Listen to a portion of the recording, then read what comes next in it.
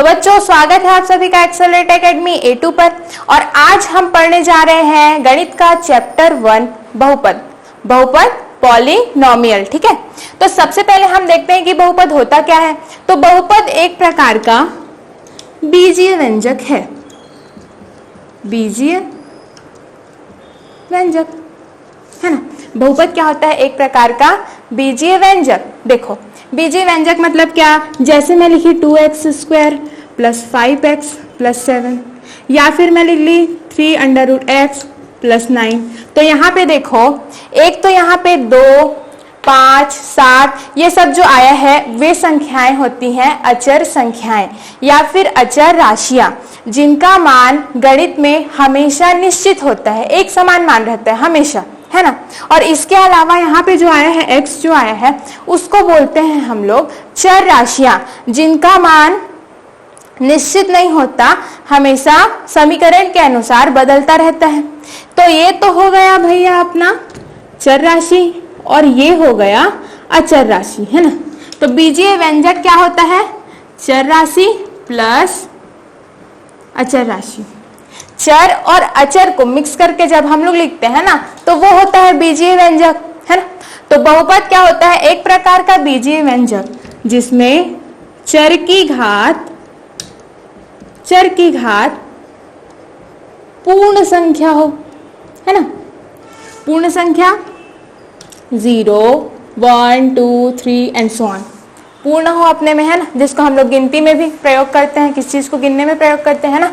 तो देखो बहुपद होता क्या है? ऐसे बीजीय व्यंजक जिनमें चर की घात पूर्ण संख्या होती है। अब यहाँ पे देखते हैं, मैं जो उदाहरण बताई थी आपको बीजीय व्यंजक का उदाहरण यहाँ पे मैं दी हूँ, है ना। हम अब इसमें चेक करते हैं कि कौन सा बीजीय व्यंजक बहुपद रहेगा और कौन सा नहीं रहेगा। अब हम पहले एग्जाम्पल पे आते हैं तो देखते हैं। देखो यहाँ पर इस बहुपद में जो चर है ना वो हमारा है x। अब यहाँ पे देखो चर की घात में 2 है तो 2 पूर्ण संख्या है। यहाँ पे देखो चर की घात में 1 है जो कि पूर्ण संख्या है। मतलब ये जो बीजीय व्यंजक है वो एक बहुपद कहलाएगा, ठीक है। अब दूसरे एग्जाम्पल में आते हैं। तो दूसरे एग्जाम्पल में देखो ये है 3√x + 9। जब भी अंडर रूट में लिखाते हैं इसका मतलब घात में होता है 1/2। घात में 1/2। 1/2 पूर्ण है क्या? यहाँ पे है क्या 1/2? नहीं है, पूर्ण संख्या नहीं है। इसीलिए ये सिर्फ बीजीय व्यंजक है, ना कि एक बहुपद, ठीक है। तो बहुपद कैसी होती है? ऐसे बीजीय व्यंजक जिनमें चर की घात सम संख्या, चर की घात पूर्ण संख्या होती है, ठीक है। ऐसे बीजीय व्यंजक जिनमें चर की घात पूर्ण संख्या हो बहुपद कहलाता है ना। तो बच्चों हमने कक्षा 9वीं में पहले से पढ़ चुका है बहुपदों का योग, है ना, बहुपदों को घटाना, बहुपदों का गुणा, बहुपदों का भाग। तो हम करते हैं यहाँ पे उसका थोड़ा सा रिवीजन। तो देखो जैसे मैं बोली बहुपदों को जोड़ना, है ना। तो मैं पहले ले लेती हूँ क्वेश्चन 1 3x + 5। अब मैं उसमें जोड़ देती हूँ, प्लस करके मैं जोड़ दी, जैसे 2x + 2 को जोड़ दी। तो जब भी बहुपदों में 2 पदों को जोड़ा जाता है ना, दो बहुपद को जैसे मैं जोड़ी, ये पहला बहुपद हो गया और ये दूसरा बहुपद हो गया। तो जब मैं दोनों को जोड़ूंगी तो जब समान चर वाले समान चर के साथ जुड़ते हैं हमेशा, है ना। देखो यहाँ पे जो चर है वो x है ना, एक x। यहाँ पे भी जो x है तो ये जो x वाला है वो इस x वाले के साथ जुड़ेगा। और ये जो 5 है वो क्या है? एक अचर है जिसमें कोई चर नहीं है, तो ये अपना अचर वाले के साथ जुड़ेगा ना। चलो जोड़ देते हैं। 3x के साथ 2x जुड़ा तो ये हो गया 5x, प्लस का प्लस, 5 के साथ 2 जुड़ा तो ये हो गया 7। तो ये हमारा आंसर हमको प्राप्त हो गया बच्चों, ठीक है। अब दूसरा क्वेश्चन हम लोग देखते हैं, दूसरा एग्जाम्पल हम लोग देखते हैं 3x² + 5x + 2। अब इसमें मैं जोड़ी हूं 2x + 3, ठीक है। इसमें 3 पद हैं, इस बहुपद में 3 पद हैं, 1, 2 और 3। अब इस बहुपद में कितने पद हैं? 2 पद हैं। तो मैं क्या बोली थी? चर की मतलब देखो, चर जिसमें समान होता है, समान चर वाले एक साथ जुड़ते या एक साथ घटते हैं। तो समान चर वाले कौन कौन से हैं भाई? देखो यहाँ पे तो 3x² है, लेकिन इस वाले बहुपद में 3x² है क्या? नहीं है। तो 3x² का मैं 3x² लिख दूंगी, है ना, क्योंकि यहाँ पे कुछ नहीं है, इसलिए हम लोग कुछ नहीं जोड़ेंगे तो हमको वही मिला। ठीक है, प्लस का प्लस लिखिए, ये वाले प्लस का। अब देखो प्लस 5x है ना, 5x। अब देखो यहाँ पे जो चर है x, यहाँ पे भी x यहाँ पे चर है, तो समान चर वाले होने के कारण दोनों जुड़ जाएंगे। तो 5 + 2 करूंगी तो यहाँ पे हो जाएगा 7x, है ना। अब लास्ट में देखो ये वाला अचर पद और ये वाला अचर पद, दोनों अचर पद है, इसलिए दोनों आपस में जुड़ जाएंगे। तो ये हो गया 5। तो हमारा आंसर आ गया 3x² + 7x + 5, है ना। इसी प्रकार से जब हम बहुपद को घटाएंगे तब भी सेम प्रोसेस होगा। उसमें क्या होगा, जो समान चर वाले हैं वे समान चरों से घटते हैं। जैसे देखो एग्जांपल में मैं घटाई 9x² + 7x + 5, है ना। इसमें मैं माइनस कर दी 4x² + 5x + 2, ठीक है। इसको माइनस करूंगी तो देखो समान चर वाले के साथ समान चर वाला घटेगा। 9x² के साथ कौन सा घटेगा? x² में कौन है? 4, है ना, तो 4x² घटेगा। तो 9 में 4 गए, यहाँ पे बचा बच्चों 5x², है ना। प्लस का देखो अब 7x है, इधर इधर 7x है, ये माइनस 5x, है ना। तो 7 में 5 को घटा दूंगी, x दोनों में क्या है? चर राशियां समान है। तो 7 में 5 गया + 2x, है ना। अब देखो 5 है यहाँ पे, अचर राशि यहाँ पे है 5, और 5 में मैं 2 को घटा दी तो मेरे को मिला 3।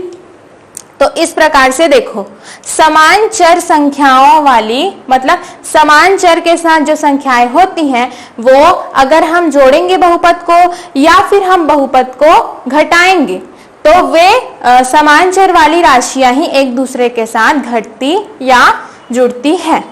अब देखते हैं हम लोग बहुपदों का गुणा कैसे करें, है ना।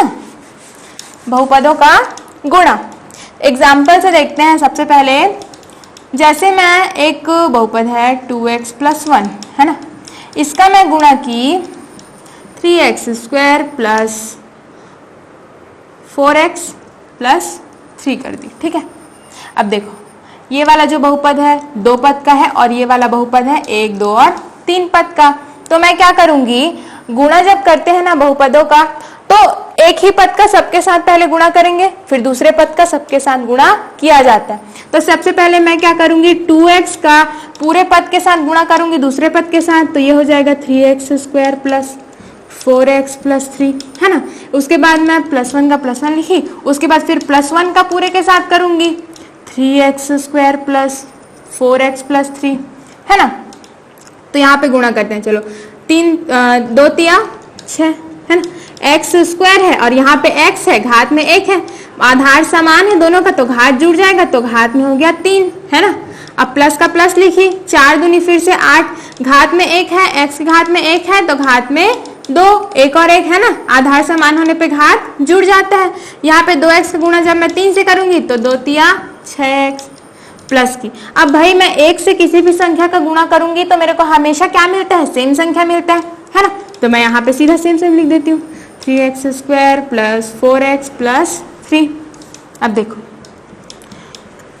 यहाँ पे जो x का क्यूब है, x का क्यूब, यहाँ पे कोई भी और पद x के क्यूब का नहीं है, मतलब इसके साथ और कुछ जुड़ सकता है, यहाँ पे नहीं जुड़ सकता, तो मैं इसको लिख देती हूँ 6x3।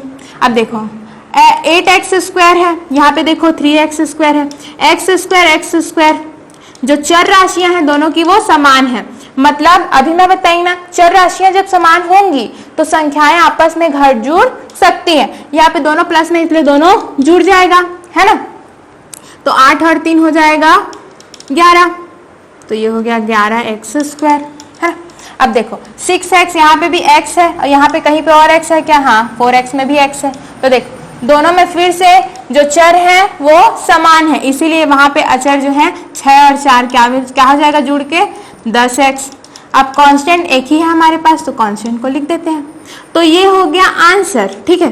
क्योंकि अब जो है वो प्रत्येक पद में जो चर राशियां हैं वे क्या हैं, अलग अलग हैं। अब वो जुड़ घट नहीं सकती, तो अंतिम में जो यही हम लोग को प्राप्त होता है वो हो गया हमारा आंसर, हाँ, गुणा करने के बाद। अब देखो मैं यहाँ पे इसमें था 1 और 2 पद, इसमें था 1, 2 और 3 पद, है ना।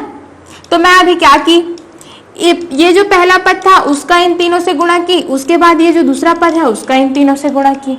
लेकिन हम यहाँ पे ऐसा भी कर सकते हैं कि इस पहले पद का इन दोनों से गुणा, फिर इस दूसरे पद का इन दोनों से गुणा और इस तीसरे पद का इन दोनों से गुणा। जैसे मैं बता रही हूँ, ठीक है।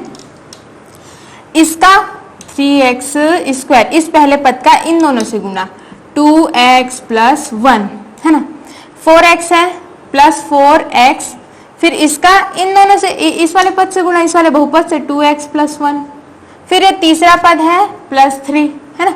इसका इस बहुपद 2x + 1 से गुणा। देखो आगे देखते हैं, यहाँ पर गुणा करूंगी तो 3 दूनी 6, x का क्यूब, फिर +1 तो 1 से गुणा करूंगी तो सेम आएगा आंसर, प्लस यहाँ पे ये है 4x, तो 4 दूनी 8 x², फिर 4x का गुणा 1 से करूंगी तो मेरे को सेम मिलेगा 4x, है ना।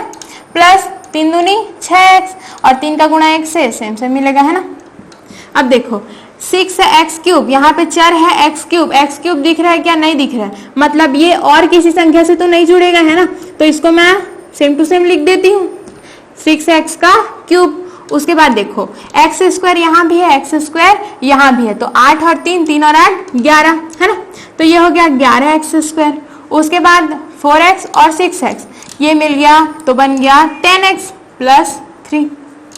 यहाँ पे भी देखो ये वाला जो आंसर है ना, इसमें देखो x³ x² x और ये हो गया कांस्टेंट।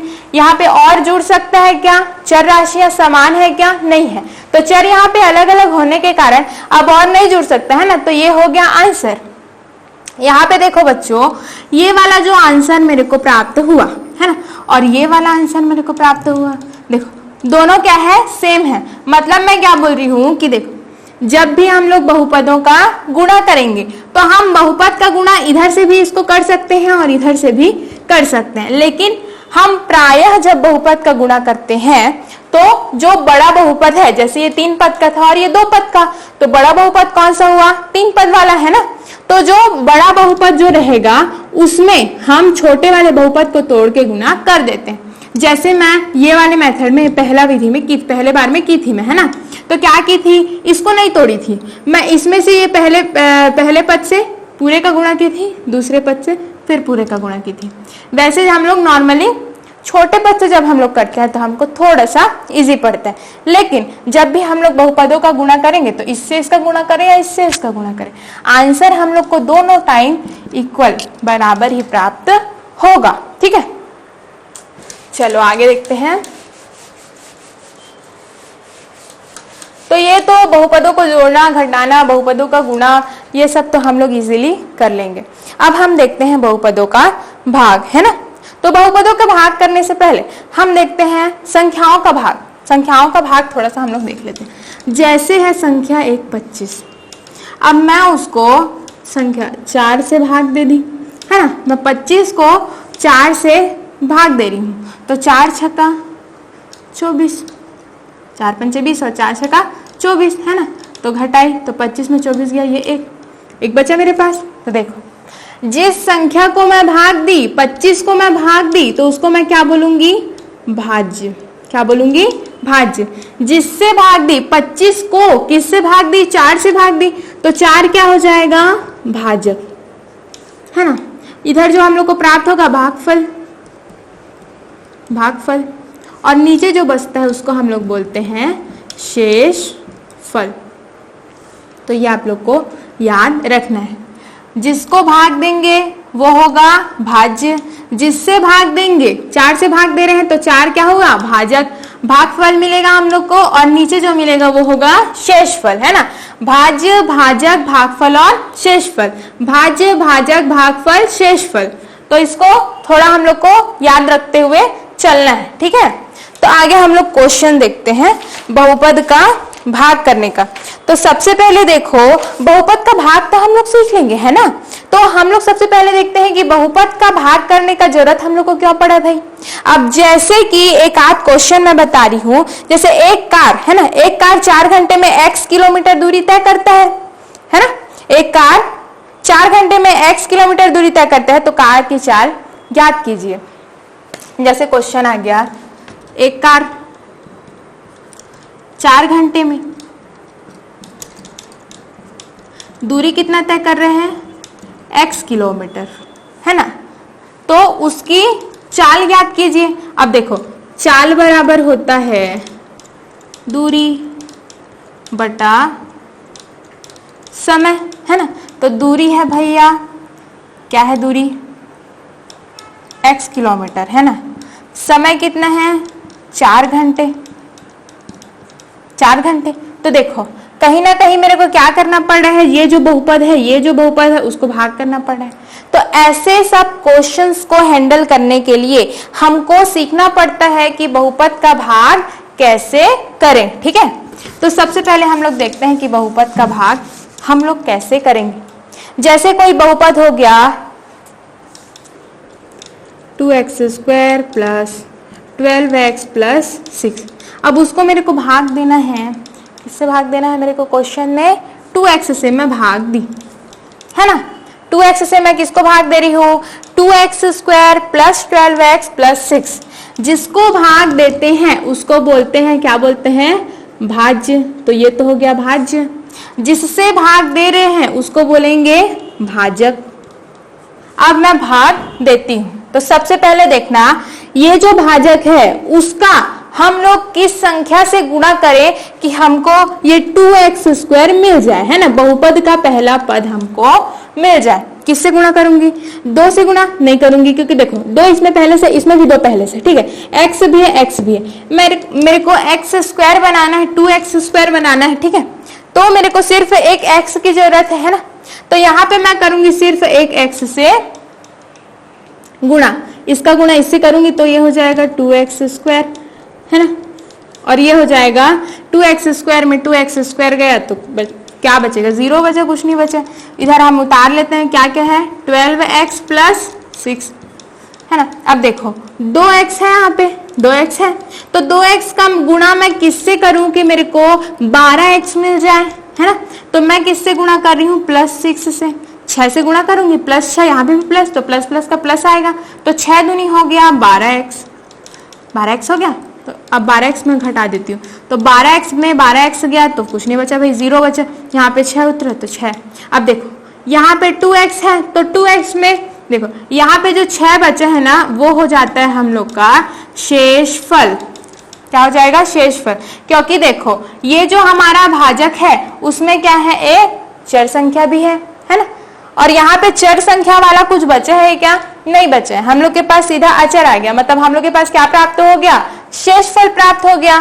तो ऐसे हम करेंगे बहुपदों का भाग। चलो आगे दूसरा क्वेश्चन हम देखते हैं। जैसे मैं कि हाँ, तो देखो बच्चों नेक्स्ट क्वेश्चन क्या है, x² माइनस x प्लस 1 को मैं भाग दे रही हूँ x प्लस 1 से। तो भाई इसको मैं भाग दे रही हूँ, x² माइनस x प्लस 1 को भाग दे रही हूँ, तो ये कहलाएगा भाज्य, ठीक है। किससे भाग दे रही हूँ, x प्लस 1 से भाग दे रही हूँ, तो ये कहलाएगा भाजक।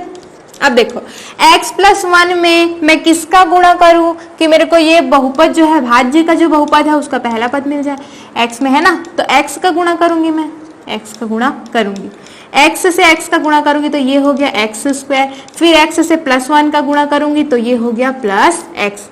अब क्या करूंगी, घटा दूंगी, तो यहाँ पे तो प्लस माइनस हो जाएगा, यहाँ पे भी माइनस हो जाएगा। तो x² में x² घटाई तो मेरे को कुछ नहीं मिला, दिया गोला अंडा, है ना। अब देखो माइनस x में फिर से मैं माइनस x को घटाऊंगी तो माइनस माइनस हो जाएगा, मतलब माइनस माइनस जो समान चिन्ह वाले होते हैं वो एक साथ जुड़ जाते हैं। तो ये हो गया माइनस x माइनस 2x, बचा क्या है, प्लस 1। तो x प्लस 1 है ना। तो x प्लस 1 में मैं किसका गुणा करूं कि मेरे को माइनस 2x मिल जाए, x में मैं किसका गुणा करूं कि मेरे को माइनस 2x मिल जाए। तो मैं क्या करती हूँ, माइनस 2 का गुणा कर देती हूँ। माइनस 2 का जैसे ही मैं गुणा करूंगी मेरे को मिल जाएगा माइनस 2x, है ना। -2 और x तो -2x। अब -2 का गुणा 1 से करूंगी तो 1 से गुणा करने पे तो हमेशा वही संख्या प्राप्त होती है, तो इसको गुणा करने पे भी मिलेगा मेरे को -2। अब ये माइनस का हो जाएगा प्लस और ये भी माइनस का हो जाएगा प्लस, है ना, क्योंकि क्या होता है यहाँ पे प्लस प्लस था, ठीक है। क्या होता है यहाँ पे ना माइनस का यहाँ पे गुणा होता है ना। अब यहाँ पे मैं फिर से माइनस का गुणा करूंगी तो ऋण का गुणा होता है हमेशा, ऋण गुणित ऋण ये होता है धन, ठीक है। तो यहाँ पे भी ऋण का गुणा धन हुआ, यहाँ पे भी ऋण का गुणा धन हुआ। अब देखो -2x + 2x क्या मिला, कुछ नहीं मिला, 0। अब यहाँ पे देखो +1 + 2 +1 + 2 मेरे को मिल गया 3, तो ये हो गया हमारा शेषफल और ये हो गया हमारा भागफल, है ना। चलो नेक्स्ट क्वेश्चन देखते हैं। नेक्स्ट क्वेश्चन जो है हमारा वो क्या बोलता है कि यदि भाजक x 3x² - 2x + 2 भागफल x + 1 और शेषफल क्या है 3 है, तब भाज्य बताइए, है ना। तो इसके लिए एक सूत्र होता है। क्या सूत्र होता है भाई, देखो जब भी हम लोग को भाज्य ज्ञात करना होता है ना, भाज्य ज्ञात करना होता है तो भाज्य बराबर होता है भाजक गुणित भागफल धन शेषफल, है ना। ये होता है भाज्य ज्ञात करने का सूत्र। भाज्य बराबर भाजक गुणित भागफल धन शेषफल, भाज्य बराबर भाजक गुणित भागफल धन शेषफल। अब देखो इसमें जैसे ही हम मान रखते हैं हम लोग को दोनों पक्ष क्या हो जाता है, बराबर आ जाता है। जैसे मैं ये वाले में रख के चलो मैं बता रही हूँ, ठीक है। यहाँ पे देखो भाज्य क्या है 25 है, बराबर भाजक क्या है 4 गुणित भागफल क्या है 6 धन शेषफल क्या है 1, है ना। तो मैं क्या करूंगी 6 × 24 धन 1, तो ये मिल गया मेरे को 25, है ना। तो ये हो गया लेफ्ट हैंड साइड और ये हो गया राइट हैंड साइड। देखो दोनों पक्ष बराबर आए ना, तो ये क्या है मतलब भाज्य ज्ञात करने का सूत्र। तो यहाँ पे क्वेश्चन हम लोग को क्या बोल रहा है कि भाजक क्या है 3x² - 2x + 2। देखो यहाँ पे भाजक क्या बोला है, भाजक है 1 minute 3x² - 2x + 2, 3x² - 2x + 2। भागफल है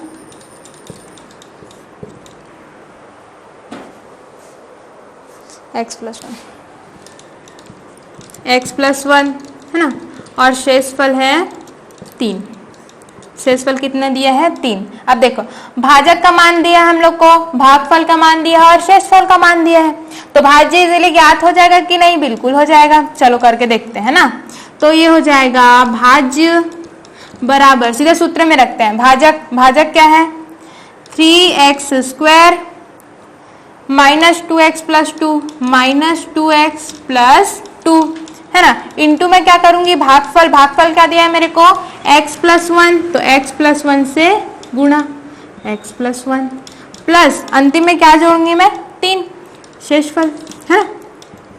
तो देखो मैं अभी बताई थी आप लोगों को कि जब भी हम गुणा करते हैं और दो बहुपद हैं और दोनों में पदों की संख्या क्या है अलग अलग, तो हमको जब हम छोटे बहुपद से बड़े बहुपद का गुणा करते हैं तो हमको आसानी पड़ता है ना।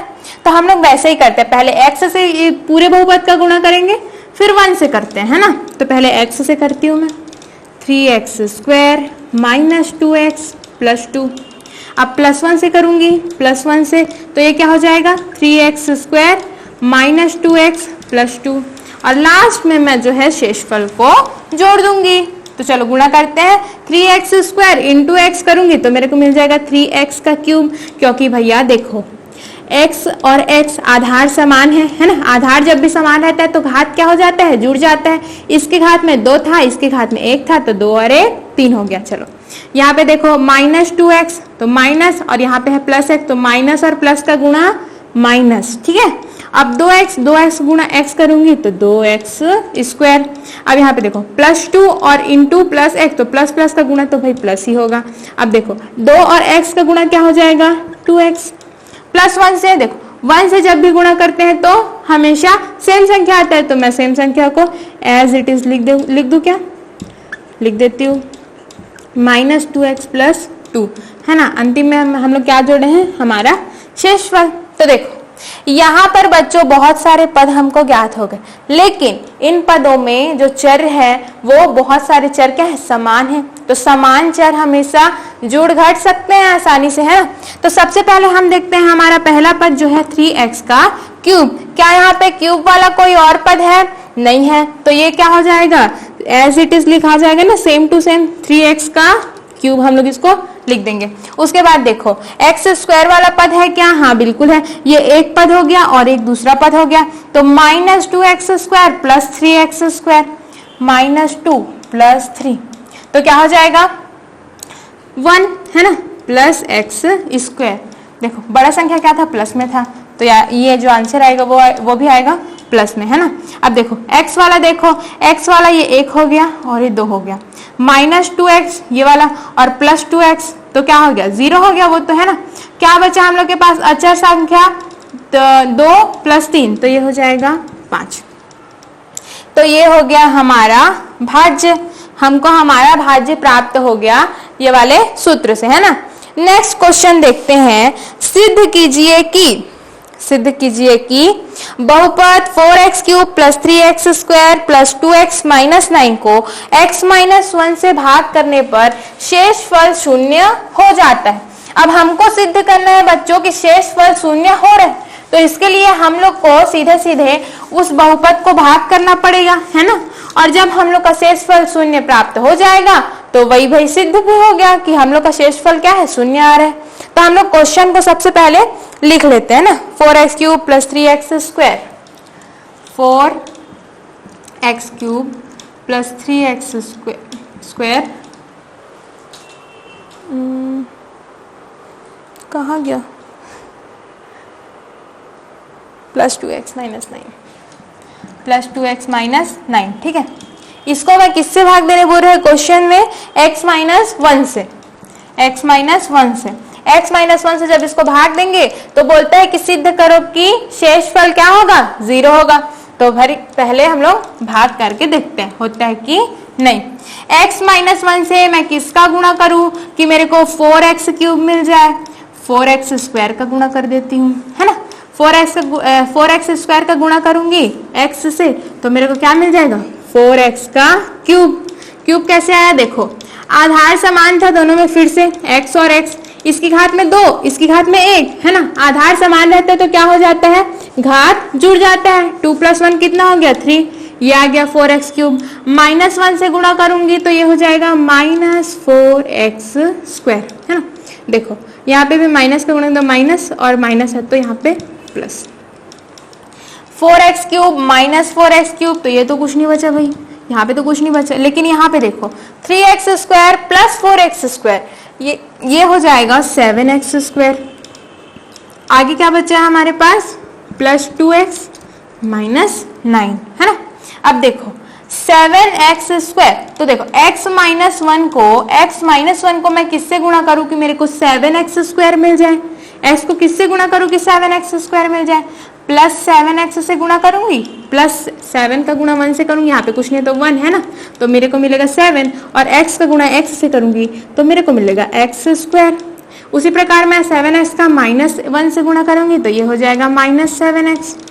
अब देखो फिर से यहाँ पे जब हम लोग घटाते हैं इसको तो ये जो 7x² है -7x² करूंगी तो ये तो भाई कुछ नहीं बचेगा।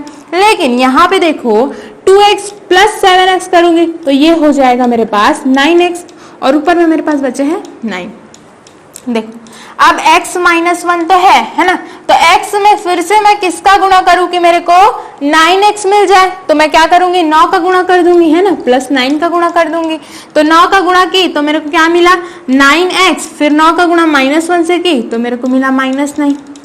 तो यहाँ पे देखो 9x में, है ना, 9x में -9x मतलब 9x को फिर से घटाई तो मेरे को फिर से 0 मिला। और यहाँ पे देखो -9 में +9 करूंगी तो फिर से 0।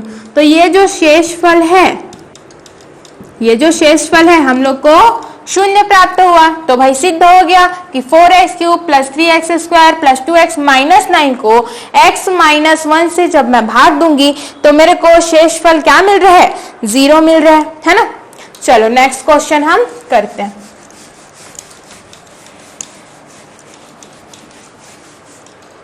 तो देखो बच्चों, नेक्स्ट क्वेश्चन ये बोलता है कि यदि किसी आयत का क्षेत्रफल 45x² + 30x है। देखो ये हो गया एक आयत। अब आयत किसको बोलते हैं भाई? तो आयत क्या होता है, एक चतुर्भुज होता है जिसके प्रत्येक कोण 90 अंश के होते हैं। दिख रहा है ना जी, प्रत्येक कोण 90 अंश के होते हैं और आमने सामने की भुजाएं जो है वो बराबर लंबाई की होती है ना। आयत में प्रत्येक कोण 90 अंश का, आमने सामने की भुजाएं बराबर। तो दिया है एक आयत जिसका क्षेत्रफल क्या बोलता है, इस आयत का क्षेत्रफल क्या है, 45x² + 35x है ना। अब आगे क्या बोलता है क्वेश्चन में कि सॉरी यहाँ पे 35x नहीं 30x वर्ग मीटर है ना, 30x वर्ग मीटर। आगे हम लोग को क्वेश्चन में दिया है कि उसकी चौड़ाई है 15x मीटर। चौड़ाई जो है, ये वाला जो चौड़ाई जो है वो है 15x मीटर है ना। तो आयत की लंबाई को हम लोग को ज्ञात करना है। हम लोग को क्या दिया है, चौड़ाई क्या दिया है, 15x मीटर। तो लंबाई तो ज्ञात करना है ना। तो हम जानते हैं कि जो आयत का क्षेत्रफल होता है वो होता है लंबाई गुणित चौड़ाई। ये सब तो हो गया दिया है। अब हम जानते हैं, हम क्या जानते हैं भाई, आयत का क्षेत्रफल जानते हैं हम। तो हम जानते हैं कि आयत का क्षेत्रफल बराबर क्या होता है, लंबाई गुणित चौड़ाई। अब आयत का क्षेत्रफल तो हम लोग को क्वेश्चन में पहले से दिया है तो हम लोग लिख लेते हैं 45x² + 30x। लंबाई दिया है क्या, लंबाई तो नहीं दिया तो लंबाई को हम लोग लंबाई ही लिख लेते हैं, ठीक है। चौड़ाई दिया है क्या, हाँ दिया है, 15x दिया है, चौड़ाई 15x है ना। तो देखो यहाँ पर बच्चों जो गुणा में है, अब मैं इसको पक्षांतर कर दूंगी तो वो कहाँ चले जाएगा, भाग में चले जाएगा। तो ये हो जाएगा 45x² + 30x बटे क्या हो जाएगा, जो भाग में जाएगा वो 15 बराबर हो जाएगा इसका लंबाई। तो यहाँ पर देखो 15 है ना, यहाँ पे 15 ठीक है। अब देखो 45x² + 30x जो है उसमें मैं अगर 15 को कॉमन कर दी तो क्या 15 तिया 45 होता है। तो यहाँ पे क्या बचा 3x² और यहाँ पे क्या बचा 15 दूनी 30 होता है तो 2x बचा है ना। बटे में क्या है 15 और बराबर क्या है इसका लंबाई बराबर इतना हो गया। कॉमन कैसे की, देखो इन दोनों, देखो 15 के पहाड़े में 45 भी आता था और 15 के पहाड़े में 30 भी आता था। 15 तिया 45 और 15 दूनी 30, तो दोनों में 15 आता है, इसलिए दोनों से 15 क्या हो गया, उभयनिष्ठ निकल गया। अब देखो यहाँ से मेरे को भाग करना एकदम ज्यादा आसान हो जाएगा। ये 15 एकम 15 और 15 एकम 15, ठीक है। 15 कैंसिल हो गया जी, तो क्या बचा 3x² + 2x जो होगा आयत का लंबाई है ना। तो अतः यहाँ पे लिख दोगे आयत की लंबाई 3x² + 2x मीटर होगी, है ना, ठीक है। अब हम देखते हैं नेक्स्ट क्वेश्चन। नेक्स्ट क्वेश्चन बोलता है कि 20x इकाई लंबाई का एक रेखाखंड AB है। एक रेखाखंड AB है जिसकी लंबाई है 28x। अब भाई रेखाखंड क्या होता है, आइए देखते हैं रेखाखंड क्या होता है। देखो एक तो होता है, क्या होता है, एक होता है रेखा, है ना। अब ये जो रेखा है उसमें मैं जो ये एरो बनाई हूं वो ये दर्शाता है कि वो उस दिशा में आगे बहुत अनंत दूरी तक जा सकता है ना। इसमें क्या है, ये क्या है, रेखा है ना। ये रेखा क्या करती है, दोनों साइड से, अपने दोनों साइड से जितना दूरी चाहे उतना दूरी वो जा सकती है। उसके बाद हम देखते हैं ये जो रेखा रहेगा वो अगर किसी बिंदु से निकले, है ना, किसी बिंदु से निकले और एक साइड बच जाए तो उसको क्या बोलते हैं, किरण बोलते हैं उसको, है ना। किसी बिंदु से निकल रही है और केवल एक साइड जा रही है तो वो होता है किरण। अब आता है क्या, रेखाखंड। तो देखो इसमें दोनों साइड एरो लगा था तो ये दोनों साइड अनंत तक जा सकता था। इसमें एक साइड एरो लगा था तो वो एक साइड अनंत तक गया, जिसको हम लोग बोले किरण। अब यहाँ पे बोला है कि 28x लंबाई का एक रेखाखंड है ना। तो रेखाखंड में क्या होता है, वो जो है वो रेखा का एक छोटा सा खंड होता है, उसका जो लंबाई है वो और नहीं बढ़ता, तो वो जितना है उतना ही रहेगा। इसको बोलते हैं रेखाखंड। ये कहाँ से आया है भाई, ये रेखा का एक छोटा सा क्या होता है, पार्ट होता है। ठीक है, समझ आया ना।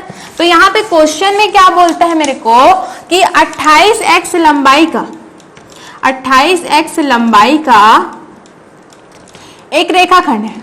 ठीक है, रेखाखंड AB है। बना लूं, मैं बना लेती हूँ। ये हो गया रेखाखंड मान लो, ठीक है। तो ये हो गया A और ये हो गया B। एरो लगेगा क्या, एरो नहीं लगेगा जी। एरो लगता तो क्या हो जाता, दोनों साइड एरो लगता तो वो हो जाता रेखा, लेकिन अभी है रेखाखंड। और इनका जो लंबाई है वो क्या है, 28x है। अब मेरे को बोलता है कि इस रेखाखंड को दो बराबर भागों में बांटने पर प्रत्येक भाग की लंबाई ज्ञात करो। दो बराबर भागों में बांटूंगी मतलब ऐसे बीच से ऐसा ऐसा ऐसा, है ना। मैं इसको बीच से बांट दूंगी, तो बीच से बांटने पर क्या हो रहा है, बराबर भागों में बांटने पर उस बटे हुए रेखाखंड का लंबाई हम लोग को यहाँ पे ज्ञात करना है ना। तो देखो जैसे कि मैं कोई भी चीज को बांटी, जैसे एक रोटी है, रोटी। अब मैं बोलूंगी कि इसको दो लोगों को खाना है, दो दोस्तों को खाना है और दोनों को बराबर बराबर मिलना चाहिए, तो उन लोग क्या कर देंगे, एक रोटी रहेगा उसको क्या कर दिए, आधा कर दिए। आधा मतलब उसको 2 से भाग दे दिए। जैसे मैं दो बच्चों को 10 रुपए दी, अब मैं उनको बोलूंगी कि दोनों बच्चों को बराबर बराबर पैसा मिलना चाहिए, है ना। तो उन लोग क्या करेंगे, ये जो 10 रुपए है उसको 2 से भाग दे देंगे। अब 2 से मैं भाग दे दी तो 2 एकम 2 और 2 पंचे 10, मतलब दोनों को 5-5 रुपए मिलेंगे, है ना। दोनों को 5-5 रुपए मिलेंगे। तो यहाँ पे क्या बोल रहे हैं कि जो 28x लंबाई का जो रेखाखंड है उसको 2 भागों में बांटो। अब मैं जब 2 भागों में बांट रही थी, मैं 2 से भाग कर रही थी, है ना। तो यहाँ पे भी 28x को 2 भागों में बांटो बोलेगा ना, तो हम लोग क्या करेंगे, AB क्या है, रेखाखंड। AB को 2 बराबर भागों में बांटने पर प्रत्येक भाग की लंबाई, प्रत्येक भाग की लंबाई क्या हो जाएगा, जैसे रोटी था और जैसे पैसा था 10 रुपए। जब 10 रुपए था तो दोनों को बराबर मैं बांटी, है ना, भागों में। तो 2 भाग बांटी तो 2 से भाग दी। तो यहाँ पे भी जो 28x जो लंबाई है, 28x उसको भी मैं क्या कर दूंगी, 2 से भाग दे दूंगी, क्योंकि मेरे को 2 बराबर भागों में बांटना है ना। तो ये हो जाएगा 2 एकम 2, 2 एकम 2, 2 चौक 8, है ना। तो ये हो जाएगा 14x, ठीक है, 14x इकाई। यहाँ पे इकाई हम लोग को कुछ भी नहीं दिया है। इकाई मतलब जो, अरे भाई मापने का जो यूनिट है ना, मीटर, सेंटीमीटर, किलोमीटर, तो यहाँ पे कुछ दिया नहीं है तो हम लोग यहाँ पे क्या लिख लिए, इकाई लिख लिए। तो ये हो गया आपका क्वेश्चन सॉल्व। 28x इकाई लंबाई का जो रेखाखंड है उसको अगर मैं 2 बराबर भागों में बांटी तो मेरे को क्या मिलेगा, प्रत्येक भाग की लंबाई कितनी हो जाएगी, 14x इकाई, ठीक है।